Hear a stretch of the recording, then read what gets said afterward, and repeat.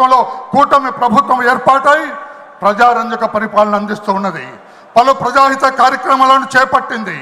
అభాగ్యులై నిర్లిప్తతతో నిరాశ నిస్పృహలతో కొట్టుమిట్టాడుతున్న రాష్ట్ర ప్రజానీకానికి భరోసానిచ్చింది. ఇది ప్రజాస్వామ్య పరిపాలన అని నొక్కి ఒక్కాణించింది. సూపర్ 6 పథకాల ద్వారా ప్రజల గుండెల్లో ఆత్మస్థైర్యాన్ని నింపింది. P4 ప్రవేశంతో పేదరిక నిర్మూలన సదుద్దేశంతో ప్రతి ఇంట పారిశ్రామికవేత్తలను తయారు చేయాలని సంకల్పించింది. మెగా DSC ద్వారా నిరుద్యోగులకు శుభవార్తనిచ్చింది. నోటిఫికేషన్ విడుదల చేసింది. ల్యాండ్ టైటిలింగ్ యాక్ట్ రద్దు చేసి రైతులకు ఊరట కల్పించింది. మహిళలకు దీపం పథకం కింద 3 గ్యాస్ సిలిండర్లు ఇచ్చి వారి ఇళ్లలో వెలుగు నింపింది. రేపో మాపో బస్సుల్లో మహిళలకు ఉచిత ప్రయాణానికి నాంది పలకబోతుంది.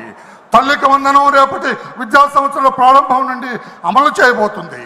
రైతుకు అన్నదాత సుఖీభవ ద్వారా నగదు అందించబోతుంది. రాష్ట్రమంతా శాంతి భద్రతలు సజావుగా సాగుతున్నాయి. మత సామరస్యం వెల్లివిరిచింది. మహిళలపై అఘాత్యాలు అరాచకాలు పూర్తిగా తగ్గుముఖం పట్టాయి. దళితులు, గిరిజనులు, వెనుకబడిన వర్గాలు, మహిళలు ఈ ప్రభుత్వం నీడన సుఖ ప్రయాణం సాగిస్తూ ఉన్నారు. ఈ పవిత్ర సమయాన ఈ మహాసభ చారిత్రాత్మకమైన నిర్ణయాలు తీసుకోవాల్సిన ఆవశ్యకత ఉందని మీ అందరికీ విజ్ఞప్తి చేస్తూ ఉన్నా. 1, అధినేత నాయకత్వంలో మరో ఆలోచనకు తావివ్వక ముందుకు నడిచి తెలుగుదేశం పార్టీ పతాక నిరంతరం రెపరెపలాడేటట్లుగా మనందరం పాలు పంచుకోవాలి. 2, ప్రజా శ్రేయస్సే లక్ష్యంగా అందరం నడుం కట్టి ప్రభుత్వానికి అండగా నిలవాలి. అధినేత హస్తాలు బలోపేతం చేయాలి.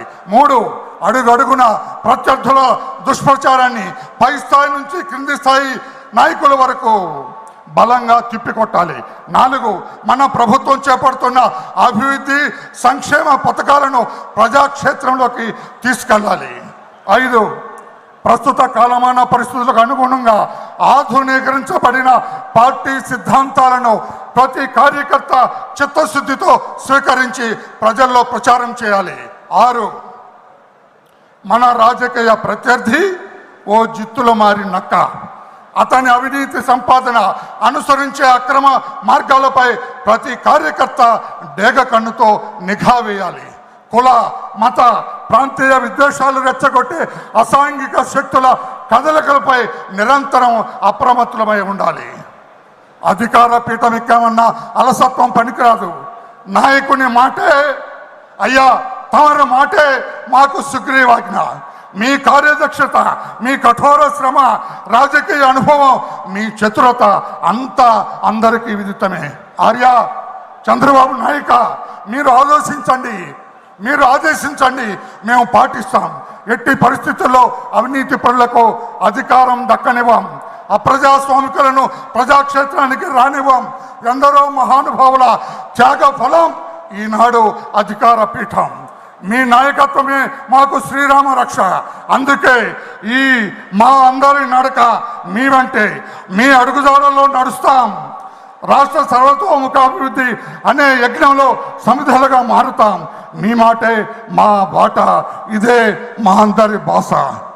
మహానాడు వేదికపై ఇందరు మహారథుల సమక్షంలో జాతీయ ప్రధాన కార్యదర్శిగా ఈ సభకు నివేదిక అర్పించే అవకాశాన్ని అతి సామాన్యుడైన నాకు ఇచ్చిన మీకు, మీ అవతారానికి సర్వదా కృతజ్ఞతలు తెలియజేస్తూ ఈ సభ వద్ద సెలవు తీసుకుంటున్న వరలరామయ్య. నమస్కారం.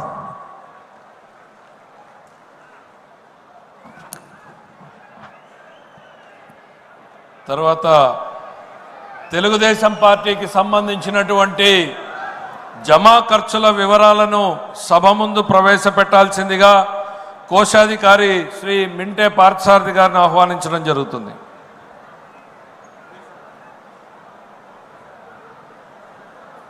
మహానాడు మహాసభకు అధ్యక్ష వహించినటువంటి తెలుగుదేశం పార్టీ జాతీయ అధ్యక్షులు రాష్ట్ర ముఖ్యమంత్రి శ్రీ నారా చంద్రబాబు నాయుడు గారికి, అలాగే రాష్ట్ర జాతీయ ప్రధాన